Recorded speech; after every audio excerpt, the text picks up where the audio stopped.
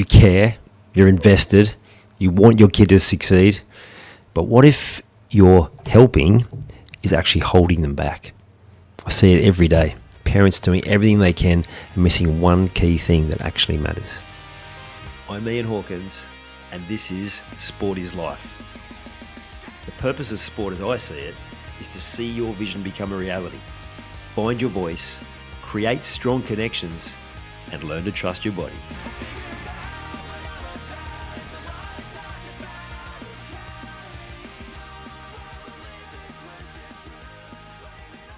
I feel like a bit of a broken record on this one, but I keep seeing it. I keep getting asked about it. I keep hearing people complain about it. The biggest problem in youth sport is parents.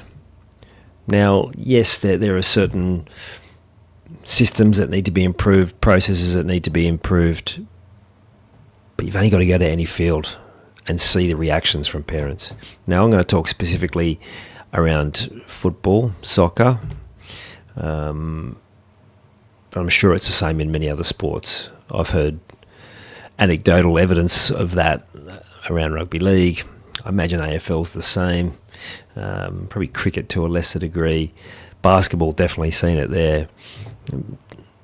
Over-enthusiastic parents, they just want the best, right? They mean well, they want the best for their child, but they keep making these fundamental mistakes. Yeah, I'm going to call them mistakes that are having a detrimental impact to the performance of their child and also their child's health. And it's inadvertent. They're just probably repeating patterns of their own upbringing. And this is why so many of us at older generation, I won't class you all in my generation, but for those 40 plus, shall we say, we often have this really fond memory of someone who wasn't our parent, who was particularly positive in our life, in our sport, that really made a difference.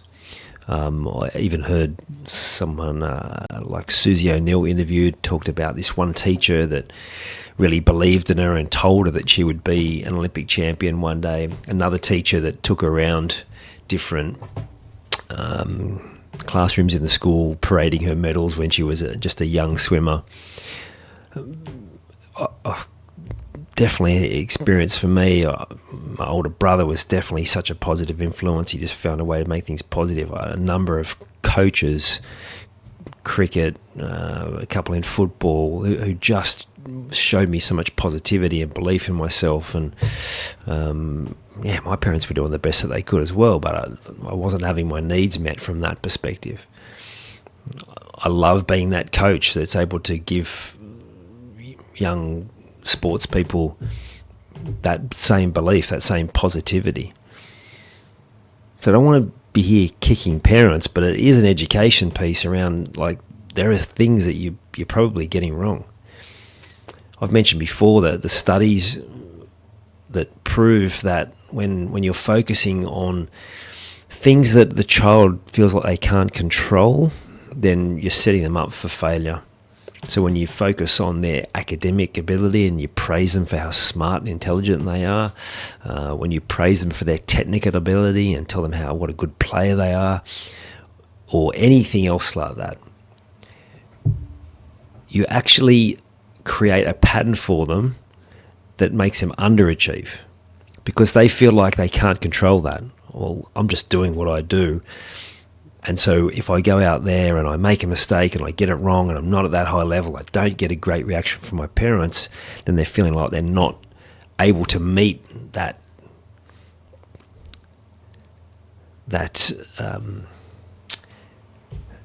label they've been given of intelligent or technically elite or whatever it is.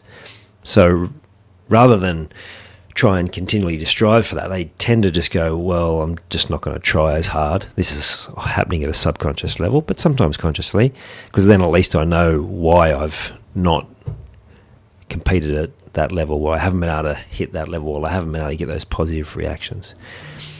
But when instead the praise comes from things that they can control, their effort, how much fun they're having, their ability to follow the instructions, to show great sportsmanship, to be a great teammate who's bringing the teammates together, who's encouraging, who's, again, doing things they can control, then that fosters a momentum and perpetuates more of those things that you're praising when they feel like the child, the youth athlete, is actually in control of it. Again, I've been guilty of this myself. How often do we get stuck in that place of just praising when they do good things around ability, around intelligence, and forget that it doesn't actually help? I see it all the time, and I've got one of the fan groups open, one of the young youth sport groups here, and there's a lot of people on there complaining about other parents, but there's a lot of parents on there just showing it themselves, and they're asking questions, which are fair enough questions, but again, it's like the wrong focus. It's like one of them is a coach talking about how parents come to him and saying, well, my child needs to play in this position and this is why, and they're the best player, and all these different things, thinking they're doing the right thing for their child, trying to give them the best opportunity, like making sure, well, if I've got to stand up for him here, all those sorts of things. But the child picks up on all that, picks up on the tension, picks up on this feeling that, well, I've got to live up to this expectation, which they don't feel they can, because they're going to make mistakes out there. They're guaranteed to make mistakes, so that they then end up performing at a lower level. Here's another post here. Here's a question: How do people cope with parents? We added some players to our squad, and through coaching him, through coaching him one-on-one, working on his confidence. Now he's turned into a decent player, and suddenly the parents are like trying to dictate what he should and shouldn't do, and all these different things. Oh man, I feel for the child in this because it's not helpful. And I get it. We all want the best for our children. We want the best for our young athletes. We've got to come back to what they can control. And you do it through that lens, and they feel in control, self-control, then they're always going to perform much better. They're always going to be better characters, better sportsmanship, better sportsmanship, sportspersonship, however we have to say that these days. And really interesting, if anyone has watched the video from Wayne Goldsmith, and he's talking to a bunch of elite parents, well, he actually, they think they're parents of elite children, and he sort of puts that to bed when he talks about there's no such thing as elite 8-year-olds, 10-year-olds, 12-year-olds, 13, 14-year-olds. And he talks about, well, it's not actually, elite skill is not the marker of a player that goes on to make it, in inverted commas. It's character. It's resilience. It's being a good person, first and foremost. So if you're going to push anything, and I use the word push, it's probably not the right term, but if you feel you need to push, it's pushing in that space. How can I help my child to be a better person, to be a better character? If they love the sport, and if they're getting themselves in environments, which I'm sure you're helping them to do, then the technical side of things is going to take care of itself. If they don't love the sport, they're only doing it because they think they have to for you, or well, they're not prepared to do extras because they don't actually have that motivation, well then they're not going to make it. They're just not. And ultimately, make what? Because the harsh reality is, like, very small percentage of kids actually make it to the elite level. And don't we all, for our kids, just want them to be happy and healthy and doing the best that they can? And so to do the best that they can, that they need that right feedback on the things that they can control. And I talked about self-control before. What is even more beneficial if you're a parent of a young sports person, is to be that role model. If they're being inconsistent in certain areas where you think they should be better, have you looked at what you're doing? Are you being inconsistent there, or are you being consistent? Are you reacting emotionally in different situations? Around the house in particular, if you're not able to stay calm in different situations, but then you're getting upset at them because they're not able to do the same, all they're doing is following your lead and repeating the patterns of behaviour that they've seen. Any parent would have had that moment where they've heard words come out of their child's mouth, where they've heard themselves or a pattern of behaviour that sounds exactly like they would have spoken, and they didn't like what they heard. So if you want to change that, it's presenting yourself in a different way as well. That doesn't mean you have to be perfect, but if they see you striving to be better, admitting your faults, showing where you're taking responsibility for different situations and trying to improve, well, then they're far more likely to do it. It's that old adage, it's monkey see, monkey do. Like that, you can tell them till they're blue in the face, but if they're seeing you do the opposite, they're just going to call it out in their own head, and with their siblings or with anyone else, they're going to see the hypocrisy of it. So if you want your child to improve, you've got to be praising the right behaviours that they can control. And it also comes back to that thing, which I have mentioned many times before. I've got John O'Sullivan coming up on the podcast in the coming weeks or months. I haven't got the dates in front of me right now, I'm sorry. But he talks about it. It's where I learned it the first time. You just want them to know that when they come off the field, they're loved no matter what. Because they do very much equate your reaction to, am I loved or am I not loved? So if they're coming off and you're getting frustrated because they didn't do this, and you're picking apart their game because they made a whole lot of mistakes, or you're frustrated at any number of different things, or even if you're not that excited because you thought they could have done better, then they're feeling not loved. When they come off and you say, I just love watching you play. Oh, I enjoy that so much. I love watching you play. They feel loved no matter what. And if they haven't played well, they're going to be feeling that anyway.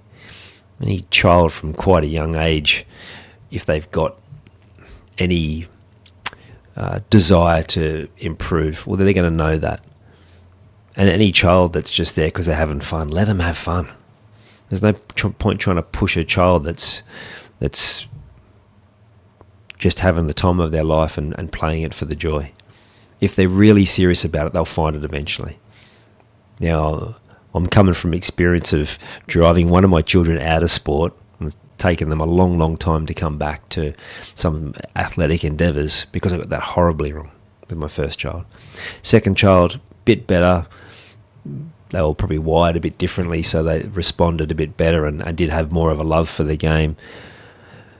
So they pursued it, but yeah, with the first one, any love that they did have, I took that away because I was just doing it the wrong way, pushing them, trying to make them be something that they weren't. It just doesn't work. And then having made those mistakes, seeing the mistakes, realising what I was doing, and then going and trying to research as much as possible, then I've learnt not just from them, but continued to learn because I've continued to make mistakes in this area and will continue to make mistakes. I'm helping out with the team that my son plays in at the moment. I'm sure there's times where I'm going to say the wrong thing to him now. I'm sure if you ask him, he'd say the same. But I also know that he'd say how much I've improved and how much he enjoys having me there. And he has said that there are different times where